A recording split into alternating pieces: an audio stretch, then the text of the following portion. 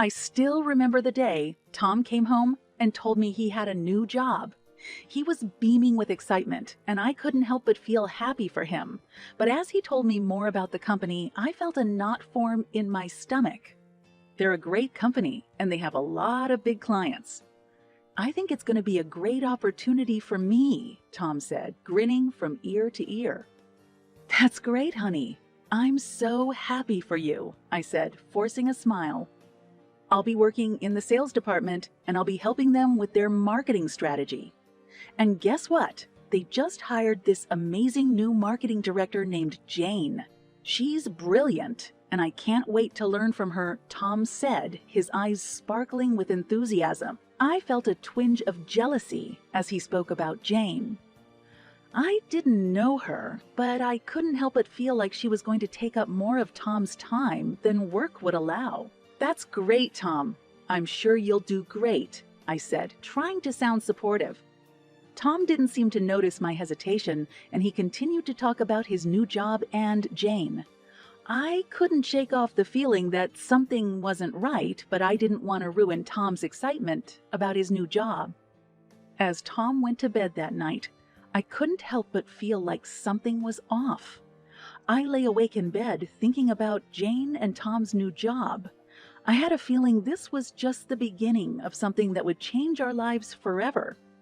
As the days passed, I couldn't shake off the feeling that something was going on between Tom and Jane. He was coming home later and later and later from work, and he was answering calls away from me. I knew he was trying to hide something, but I didn't have any proof. One night, as Tom was getting ready for bed, his phone rang. He answered it and walked out of the room, closing the door behind him. I could hear bits and pieces of his conversation, but I couldn't make out what he was saying. I waited for him to come back, but he didn't. After a few minutes, I got up and went to the door, pressing my ear against it. I could hear Tom's voice, but I couldn't hear the other end of the conversation. Tom, who are you talking to? I asked, knocking on the door. It's just a work call, honey.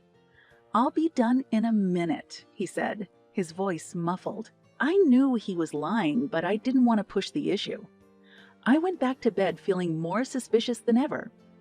The next day, as Tom was getting ready to leave for work, I decided to confront him.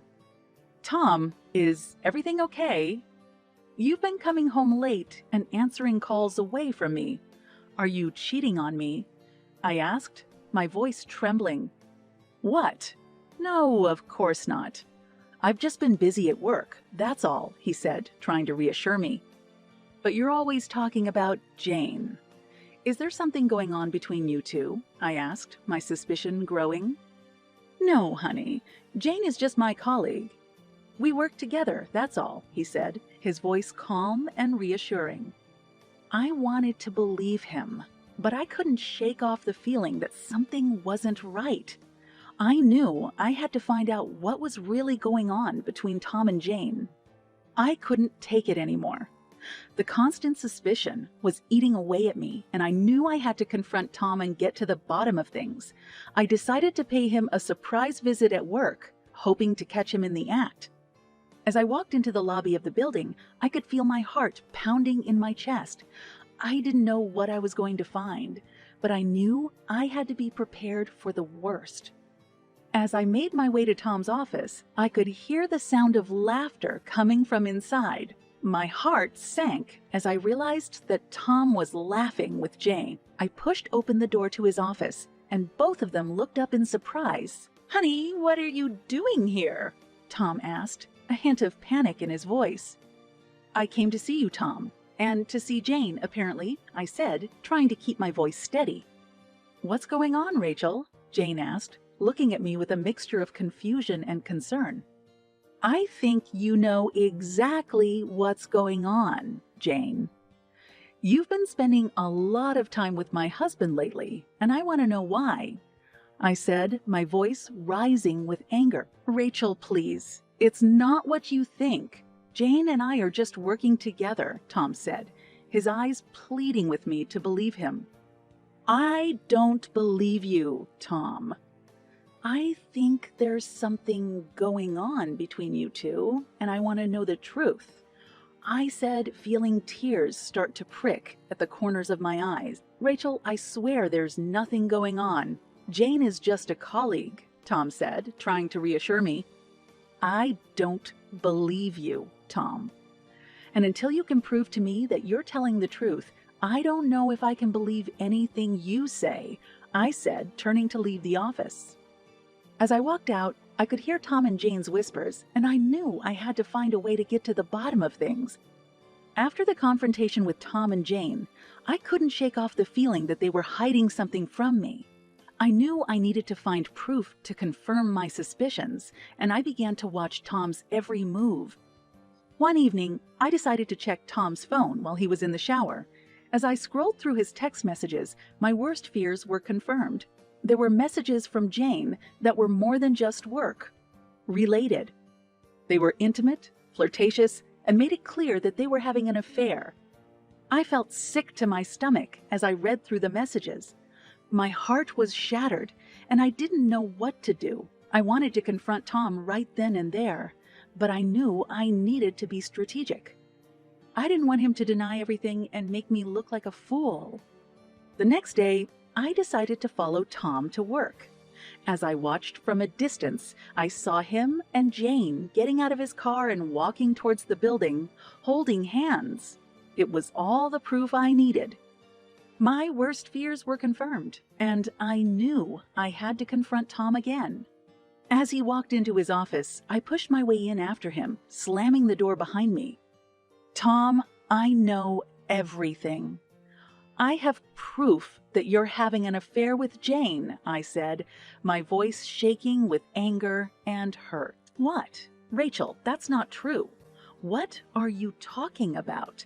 Tom said, his face turning pale. Don't lie to me, Tom. I saw you and Jane holding hands this morning, and I read your text messages.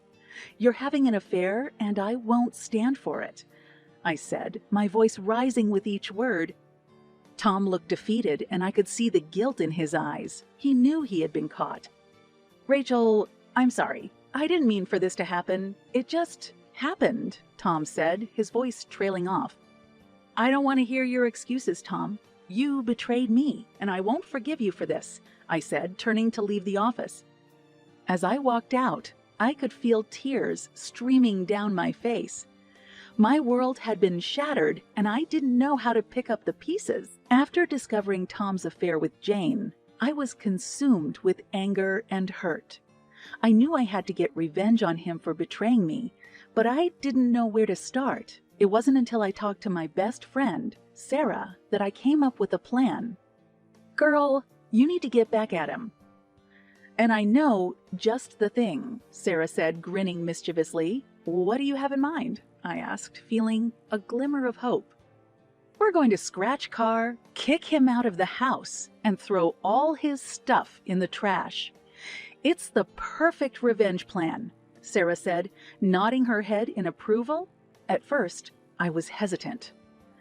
Vandalizing Tom's car and throwing away his things seemed extreme. But the more I thought about it, the more it made sense. Tom had betrayed me, and I wanted him to feel the same pain I had felt. The next day, Sarah and I put our plan into action. We scratched the word cheater into the side of Tom's car. As we stood back, admiring our handiwork, I felt a sense of satisfaction wash over me.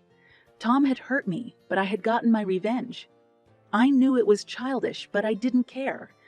Tom deserved to feel the same pain I had felt. As I left the scene, I felt free. I no longer felt bound by Tom's betrayal. I could move on and start over without him. But there was still one more step to take. I came home and gathered all of Tom's things around the house. I packed them into boxes and loaded them into the car. Then I drove to Tom's office, where I knew he would be working late. As I approached the building, my heart was pounding in my chest. I pulled out the boxes. As I walked into Tom's office, I could feel the tension in the air. Tom looked up as I entered, his eyes widening in surprise. "Rachel, what are you doing here?" he asked, his voice shaky.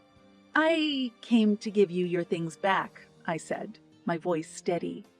Tom looked at me with confusion as I placed the boxes on his desk. Your things? He repeated, his eyes flickering to the boxes. Yes, your things.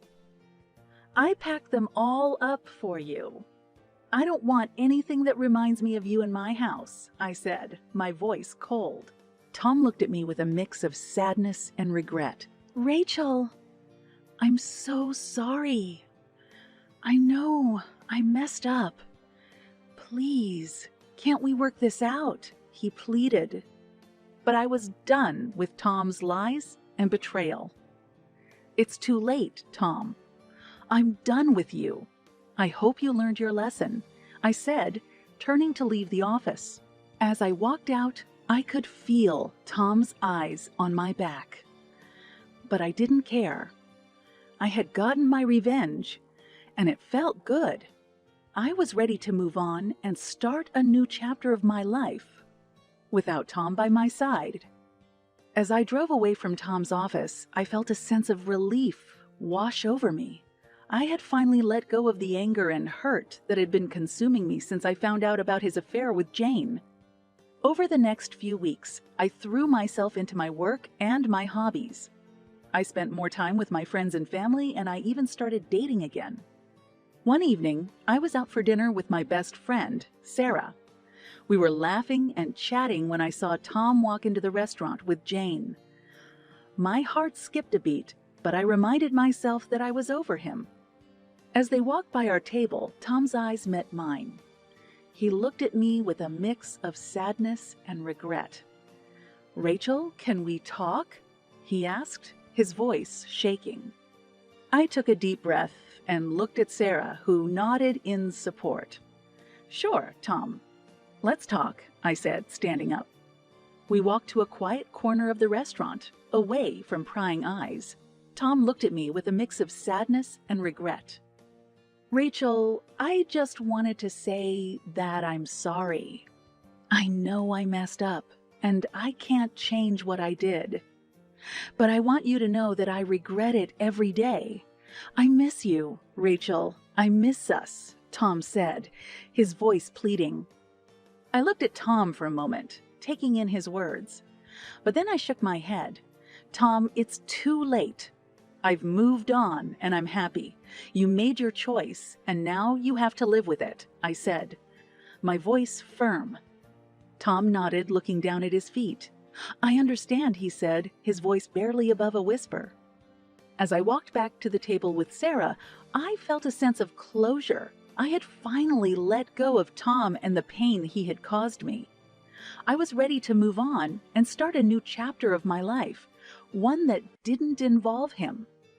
As I sat down at the table, Sarah smiled at me.